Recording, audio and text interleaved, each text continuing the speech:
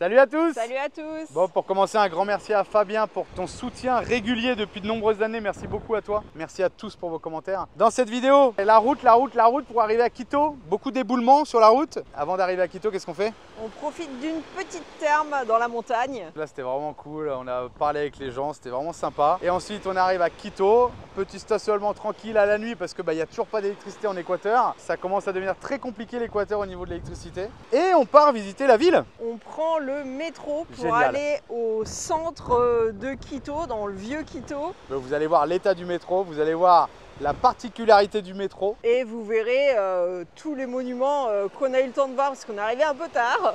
Et on a fait aussi la visite, vous allez voir le chocolat d'Équateur, l'histoire du chocolat d'Équateur, l'histoire du chocolat dans le monde. C'était vraiment un petit musée sympa. Quito, ça s'appelait, je crois. En fait, c'est un producteur de chocolat artisanal. Ils font eux-mêmes le chocolat. Et vous verrez que comme il y a des coupures de courant, ils le font même jusqu'à le faire à la main, quoi. Et on a appris beaucoup de choses sur le chocolat qu'on ne savait pas d'ailleurs. Ouais, là je pense que c'est assez complet, vous aurez vraiment quasiment tout de A à Z, comment ils font le chocolat. Le son était pas ouf parce qu'il y avait une machine qui tournait en permanence, je crois. On Donc, a parfois soyez des attentifs. problèmes avec le son, mais voilà, on a essaye beau d'améliorer acheter des au micros, montage, mais... on achète plein de trucs, mais il n'y a rien qui marche. Vous allez voir aussi pourquoi les policiers d'Équateur sont tous au plus en groupe sanguin et retour au camion en métro. Toujours à la nuit. Vous allez voir, magnifique métro. Moi, j'en revenais pas quoi. Allez, bonne vidéo, à bientôt.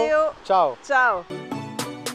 Bienvenue sur la chaîne XCG Family où vous pourrez suivre notre aventure.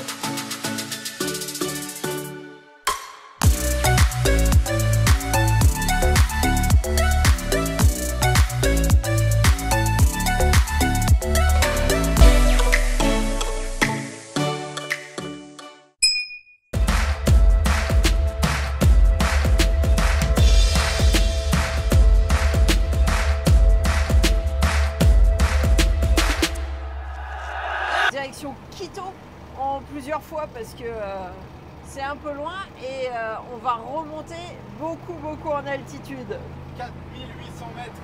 Bon comme d'habitude on roule de nuit pour rejoindre notre bivouac, mais quand on monte en altitude, c'est toujours la même chose, on passe dans les nuages. On est à 2000 mètres d'altitude et ça y est, dans le nuage. Je crois que notre bivouac il est vers 2500 mètres, alors j'espère qu'on sera plus dans le nuage. Bah oui, ça y est, on n'y est plus.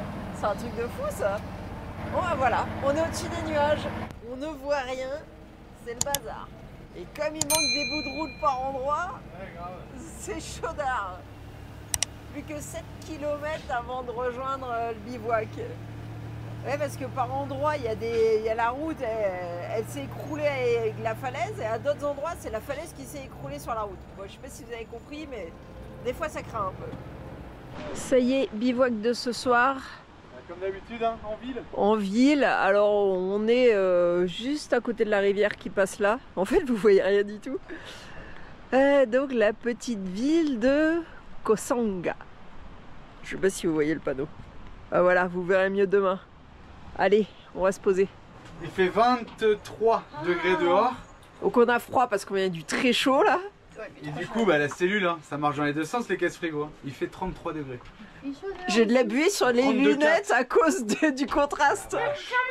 Ouvrez tout là, ouvrez Il fait tout. trop humide ici, c'est horrible. Oh la vache. Petit spot où on a dormi. On s'en va direction Quito. Je sais pas si on arrivera à Quito aujourd'hui parce que je crois qu'il faut qu'on monte très haut en altitude avant de redescendre vers Quito. Ouais, c'est joli ce petit village. En tous les cas, on était au calme, on n'a pas été embêtés toute la nuit, pas de bruit, et juste à côté de la petite rivière. Je trouve que c'est assez sympa les petites maisons par ici, avec toujours la partie supérieure en bois. Alors ça fait vraiment petit village équatorien quoi. Bon on est reparti pour la route pourrie on dirait. Faut quand même faire attention en Équateur. Ils ont des meilleures routes qu'en Bolivie et au Pérou. Mais parfois il y a des trous et c'est totalement inattendu quoi. Bon là il y a eu un éboulement, ça a été remblayé mais si t'arrives vite là-dessus en pleine nuit laisse tomber. Quoi le trou? Je sais pas, la route elle tourne d'un coup, on sait pas pourquoi.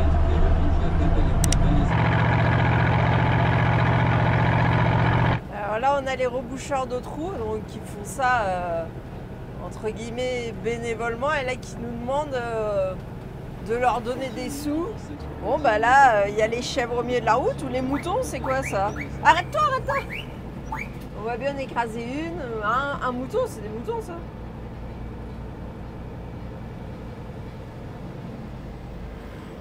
Ah là, ils rentrent chez eux, là, parez-vous de la route. De toute façon, c'était les champions de l'enclos. Ouais, t'as joué le garde-mouton là? Regardez la magnifique cascade. Vous avez vu comment des fois ça peut s'ébouler? Là, il n'y a rien à faire pour retenir le tout. Hein. Une fois que c'est parti, ça nettoie toute la surface. Et s'il y a une maison dans le passage en bas, bah, dommage pour la maison. Regardez, on n'est pas les seuls à fumer. Regardez bien le camion devant. Mais c'est que ça monte. Bon, là, vaut mieux être attentif à ta route hein, quand tu passes là.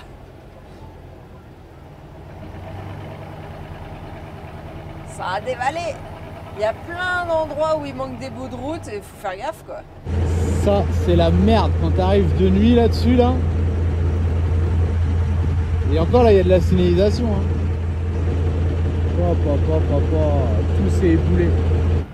Voilà, je sais pas, il y a une route barrée là. Méthode assez classique de mettre des pierres ou des blocs sur la route. Effectivement, ouais, ce pont là il a pris un coup dans l'aile. Ah, c'est un pont temporaire de l'armée, comme on en a vu beaucoup à Ushuaia, qui se montent plus rapidement et qui sont bien résistants. Parce que ouais, celui en dur, il a dû se manger, le joli petit ruisseau a dû se transformer en torrent. On va sur la route, on a trouvé une petite therme. Apparemment, c'est la moins chère du coin, du coup, bah, on s'est arrêté. Petit restaurant à la therme, pas cher et très bon. Que de la truite, on a mangé, c'était trop bon. Et bah là, on profite. Il y a plusieurs bassins. Il y a un jacuzzi. On continue notre petit tour. Il y a plein de bassins. Donc là, on a choisi un autre petit bassin. On a discuté pas mal avec des Équatoriens. Là. Super sympa. Alors, on n'a pas le même rythme de vie. Hein. Pas le rythme de vie, comment on dit budget. Non, mais c'est pas cher, c'est pas cher. Bah non, t'as raison. Ah, voilà quoi. Super gentil par contre. Allez, moi je ressaute à l'eau parce que là, il fait froid. Du coup, on est à presque 4000. Qu'est-ce qui se passe? Il fait 10 degrés, on est gelé. On n'est plus très loin de Quito. On a trouvé un point à Warlander où on pourra se poser pour la nuit tranquille avant de s'engager dans Quito 2 jours. Ça sera mieux, je pense. Et on attend une réponse de quelqu'un pour quelque chose à Quito. Ça, vous verrez ça plus tard, j'ai envie de dire. On peut pas tout vous donner tout de suite. Hein. Bon, bah voilà.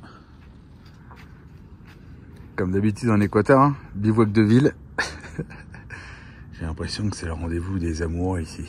Soit ça vient fricoter avec d'autres, avec la copine du copain, parce que c'est beaucoup ça en Équateur. Tiens, on vous dira peut-être, on vous racontera un petit peu. Parce qu'il y a énormément de love hotel, motel, énormément. Et en fait, apparemment, c'est un pays de tromperie à fond, quoi. Là, ça vient discuter avec les copines. Peut-être, comme j'ai la copine du copain.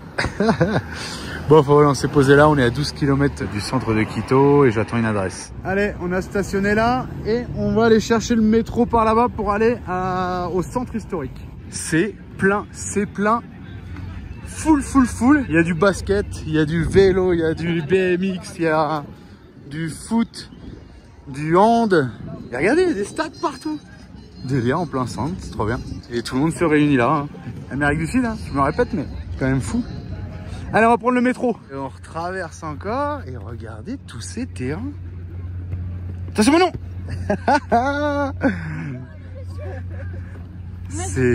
C'est fou, hein. Oh, l'oiseau, il a shooté l'oiseau. Ah, qu'est-ce passo? Alerte. Je sais pas ce que c'est. Il y a une sirène. Et il n'y a toujours pas d'électricité dans la ville, hein. Ça a coupé. Donc on est toujours dans le noir dans les magasins. Voilà quoi, c'est l'Équateur, j'ai envie de dire. Ah non, il avait dit à 13h, oui. Non, 15h. Ah, 15h, ouais. En fait, ici, on se trompe beaucoup parce qu'il parle à l'américaine. Donc, gallon, pouce, livre. Et 13h, il parle AM, PM. ouais, donc alors, et puis, non, le problème, c'est qu'ils disent pas AM ni PM. Donc, il te dit à la 13. Mais sauf qu'ils articulent pas très bien, donc on sait pas si c'est... 13, c'est 13. C'est ça. Dans le reste de l'Amérique du Sud, il te dit 15 ou 13 ou 1. Donc c'est facile. Ici, c'est 13 et 13. Donc tu sais pas si c'est 13h ou si c'est 3h. Parce que du coup, ils te disent pas le PM. Enfin, même s'il disait le PM, c'était pareil. Puisque les deux sont de l'après-midi, Marie. Donc c'est un peu chiant, quoi. Donc parce que ça change tout, on s'est fait avoir la dernière fois. C'est pas 1 heure, c'est 15 heures, quoi. Regardez la bouche de métro, elles me font penser aux bouches de métro de Lille. Starlink. Le métro de Quito, la capitale de l'Équateur. Super propre. Des guides, des gens qui te disent où aller, des poubelles. Et voilà, c'est super clean. Allez, on va prendre nos tickets. Regardez un peu le métro de la capitale d'Équateur. Magnifique. Expliquez-moi comment ça se fait qu'on peut pas avoir un métro joli comme ça. On a fait quasiment tout, on a fait toutes les capitales d'Amérique du Sud. On a pris des métros, des téléphériques, des télécabines, ce que vous voulez. C'est toujours nickel, il n'y a pas un graphe. Ça sent rien, hein? Pourquoi on n'est pas capable d'avoir un métro comme ça en France? Je comprends parce pas. que notre métro n'est pas neuf. Regardez, il y a des gens qui surveillent là, des gardes, je sais pas comment, enfin bref, des chefs de quai. Trop bien. Bon alors apparemment il aurait 1 an le métro, donc c'est peut-être pour ça qu'il est aussi beau. Mais ils disent que ça va rester comme ça, j'ai demandé au gars là-bas. Et du coup apparemment il y aurait la compagnie qui gère le métro là, ça serait colombien, français et espagnol, un truc comme ça je crois. Non mais quand tu parles, me filme pas moi, filme-toi toi, Boludo. Oh, comme ça vous avez vu Marie. C'est relou avec le téléphone quand on veut se filmer. Voilà le métro. Ça y est, on est arrivé à San Francisco. Vous pouvez regarder l'état du métro. Il est spectaculaire. Allez, ouais, on sort là. Allez. Et en plus, il y a de la discipline comme en Chine, dis donc. Waouh! Sortie de métro, pompiers à moto, police. Et voilà la place de Quito. Bon, c'est interdit de filmer, mais je vous le filme vite fait. Magnifique. Et il y a la cathédrale de Chartres. Regardez. Vraiment magnifique, hein. L'intérieur, j'ai pas beaucoup filmé parce que c'était interdit. Par contre, c'était gratuit. Les coupoles sont pas mal aussi. Les coupoles sont pas mal. Comme on dit, tu vois, payer pour rester, on est resté 30 secondes. Ouais, bah ouais. Plaisir des yeux, quoi, c'est beau. Allez, on va continuer par cette petite rue là, je sais pas. Bon, bah voilà, dans cette partie là, il n'y a pas d'électricité, groupe électrogène. Il n'y a pas de lumière. Bon, bah en voilà une autre. Oh, elle est belle, hein. Mais du coup, bah, il n'y a pas de lumière. Waouh. Je sais pas si vous allez bien voir.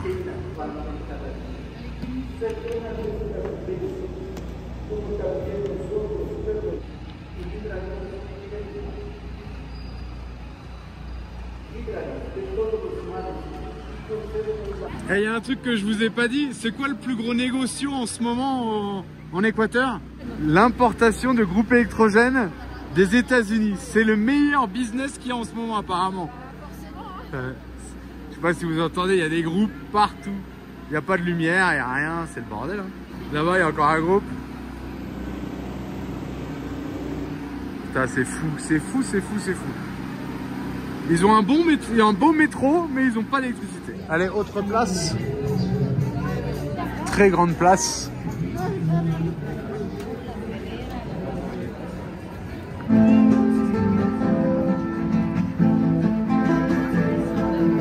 Beaucoup de police. Il y a les sœurs. On est toujours avec les sœurs. Les sœurs baby-foot. Là, on est dans une petite boutique qui s'appelle Aphrodisiaque. Tout est au chocolat. Mais je crois qu'elle va couler à la boutique parce qu'elle nous fait tout goûter. Et à chaque fois, x5. Et alors, ils font du vinaigre, du miel, du chocolat blanc, machin, tout à base de cacao. Miel? Miel de cacao. Ah, super bon! Ils font du vin pétillant, du rosé, du blanc. Un espèce de Baileys mais au cacao, du parfum, de la crème, du labello, tout. Bon allez, je continue parce que là je loupe mes tours. Bon, on a tellement goûté de trucs qu'on est sorti à la nuit. La cathédrale de Chartres. Elle a 2 horloges celle-là, vous avez vu? Bon, on n'a rien acheté parce qu'il y en avait pour 72 $. Moi je lui ai dit 60, je t'emmène 3 bouteilles d'alcool, 3 bouteilles de vinaigre, 3 chocolats. On m'a dit non, 72. J'ai dit merci pour la dégustation, au revoir. Elle était très gentille par contre.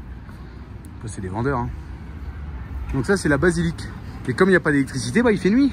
Alors là on a vu la police. Et la police... Du tourisme. Ouais, c'est marqué police quand même sur leur gilet pare-balles. Ils nous ont donné un plan.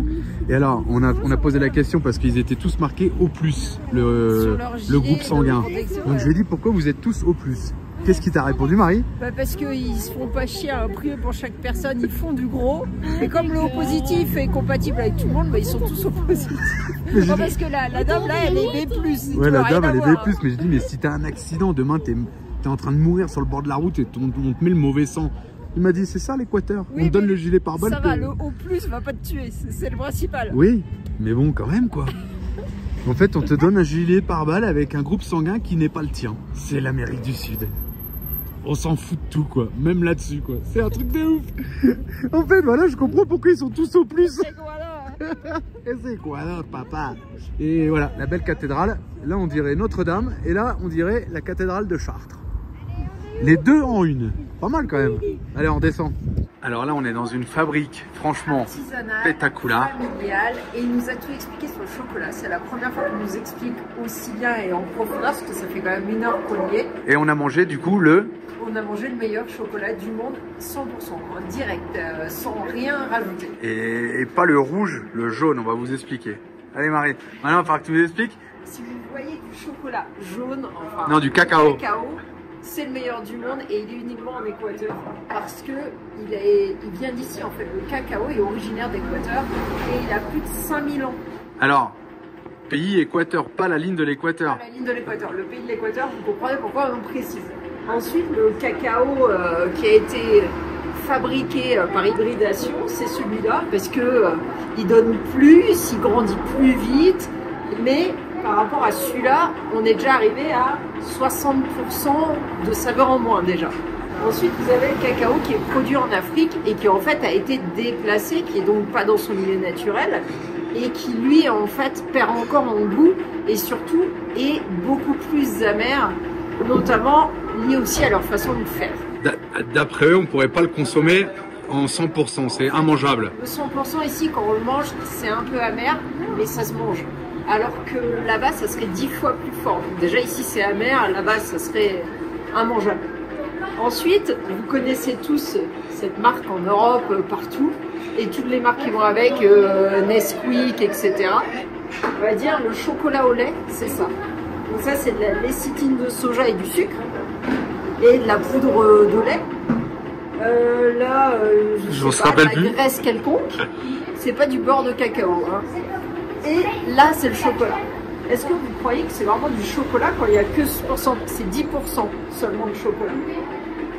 Le chocolat blanc, à peu près tout le monde le sait, c'est pas du chocolat. Il n'y a pas de chocolat. Il n'y a pas de cacao. Et en fait, il n'y a même pas... Parce que souvent ils disent il y a le beurre de cacao, mais non en fait. Les 3/4, en fait, il n'y a même pas le beurre de cacao, il y a juste des arômes. Donc il y a tout ce que je vous ai dit avant, sauf le cacao. Le plus important. Et ensuite, si vous commencez à manger du chocolat noir, du vrai bon chocolat noir, et ici ils utilisent que le jaune, hein, le meilleur cacao du monde. Ça va être un 65% de cacao. Donc on a le reste en sucre, et il y a un mix du coup entre le cacao et le gras de cacao. Là vous avez du 85% de cacao, mais ici c'est que du sucre et du cacao. Il n'y a pas de lécithine de soja, de graisse ajoutée. Et là, c'est le 100% qu'on a mangé et qui est tout à fait comestible si on aime l'amertume. Moi, j'achète du chocolat en Suisse ou je sais pas où, il est bon. Il y a marqué cacao d'Équateur. En fait, il nous a expliqué la grosse entourloupe des grosses industries, c'est que la ligne de l'Équateur, elle passe par l'Afrique. Donc en fait, c'est bien du cacao qui vient de la ligne de l'Équateur, mais pas du pays l'Équateur. Du coup, en fait, vous mangez du cacao d'Afrique, c'est le même que les autres, sauf que c'est écrit Équateur sur la boîte. C'est un truc de fou. Alors, dites-nous si vous étiez au courant de ça, mais il nous disait souvent sur les barres de chocolat, comme ça, c'est marqué cacao from Équateur. Mais il vient de la ligne de l'Équateur africaine et pas du pays Équateur en fait. C'est un truc de malade. Là, il est vide. Hein. Tout a été mangé, ok? Celui-là, il a encore ses graines, ça a un goût de fruit. C'est trop bon ça. Mais il faut juste sucer parce que la graine est énorme. Vous les voyez là. Ensuite, il faut extraire les graines, les séparer comme on va séparer les grains de raisin et ils les mettent à sécher pour baisser l'humidité. Ils les mettent souvent dans des petites boîtes en bois, en général du bois de laurier. Bon, ça, c'est dans l'idéal. Ils les protègent avec des petites feuilles pour pas qu'il y ait des bêtes et tout. Et après, ils les étalent pour les faire sécher pour qu'il reste que 2% d'humidité pour pouvoir les transporter, notamment en Europe. Parce que, évidemment, tout le chocolat du monde n'est pas fabriqué ici. Donc, en fait, ça part d'ici Et ça arrive dans tout. Attends, parce qu'on a la discothèque ambulante qui va passer. Regardez bien, ça c'est l'Amérique du Sud.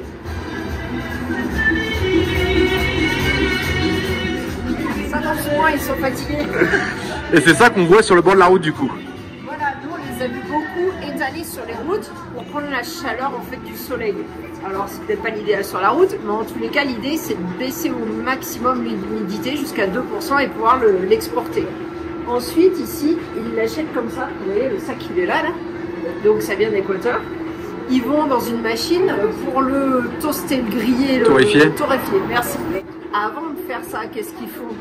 Ils séparent les grains à la main. Ils l'épluchent. Par exemple, vous voyez, il y a des grains, ils sont moches, ils les jettent.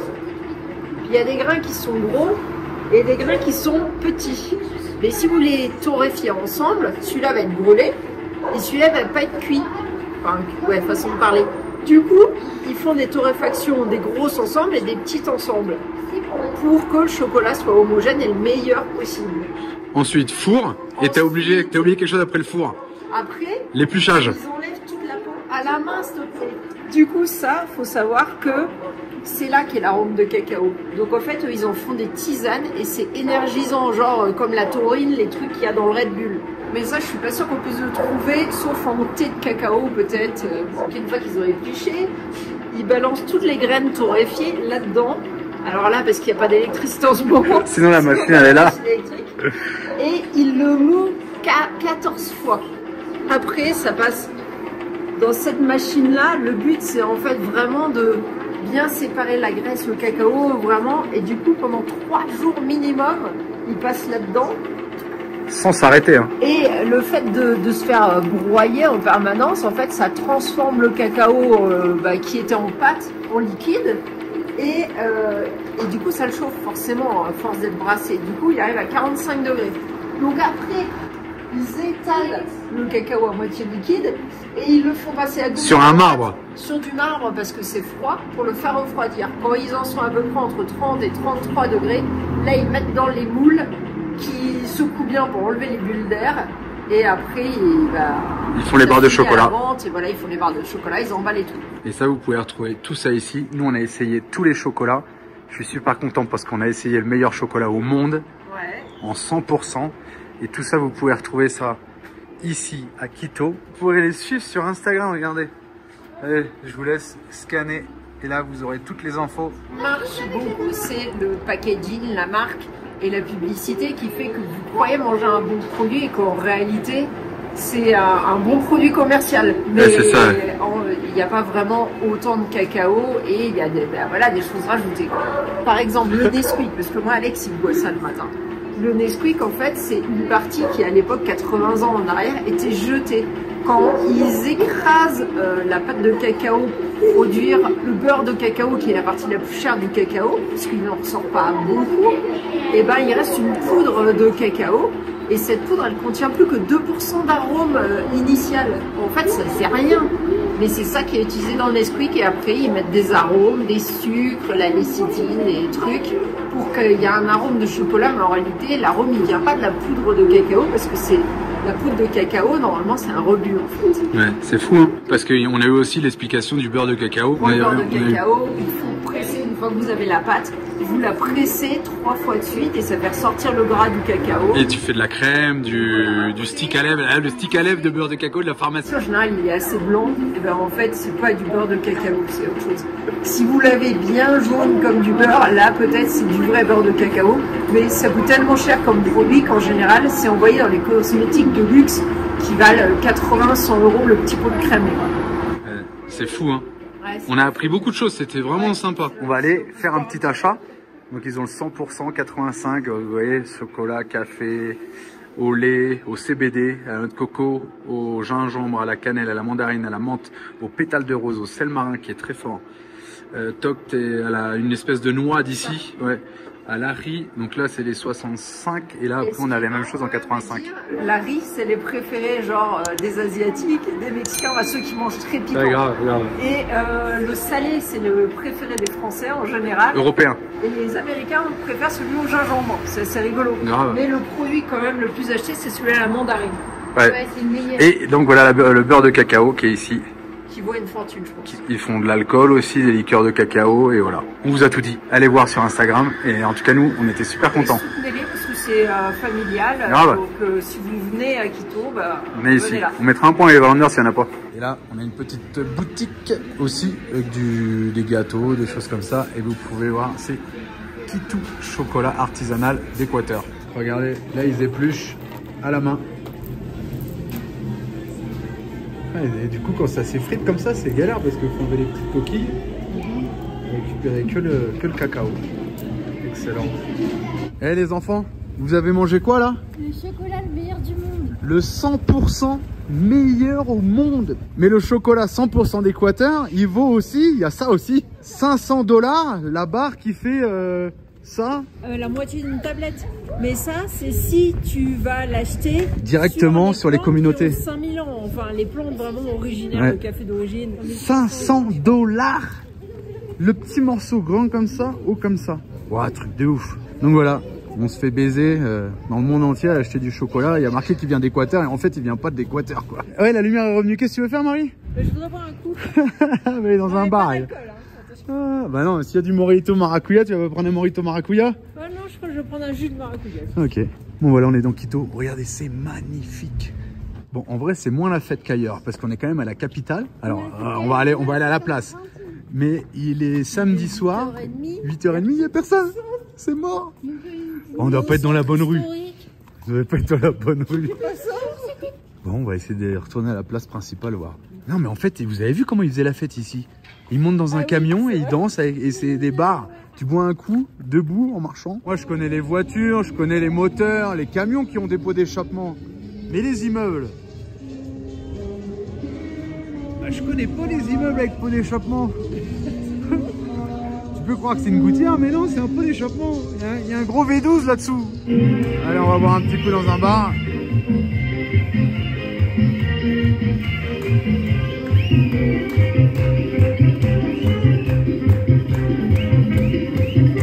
Excellent. Regardez, petite maquette. Sympa, hein? Ben, en fait, ça, regardez, la maquette. Et le vrai bâtiment, il est là. Délire, hein? Ouais, c'est sympa, un petit bar et tout. La capicha, ça s'appelle. Allez, on va boire un petit coup. Regardez, les cartes, elles sont sympas. En même temps, vous avez les prix. Genre vieux journal. Et là, eh ben là, c'est un journal. Vous pouvez les suivre sur Instagram, regardez. Ah, ça, c'est la carte. Putain, délire, elle est trop belle. Après le petit coup à boire, 22 h. C'est le dernier moment pour prendre le métro. Je crois que ça fait 22 h. Ça nettoie, ça nettoie, ça nettoie à fond. Oh, la petite machine Karcher. Allez, c'est parti. Tu mets ton ticket sous la machine, QR code. Ou si tu as la carte orange, tu la fous là. Hop, les petites portes à sous. Quoi? Tu m'as donné un vieux billet? Non. Alex, peut-être sur quelqu'un qui t'aide et tout, trop bien. C'est comme ça, regarde. À l'envers. Alex, au ticket. Gracias. Allez, c'est parti, on descend et on va à Labrador.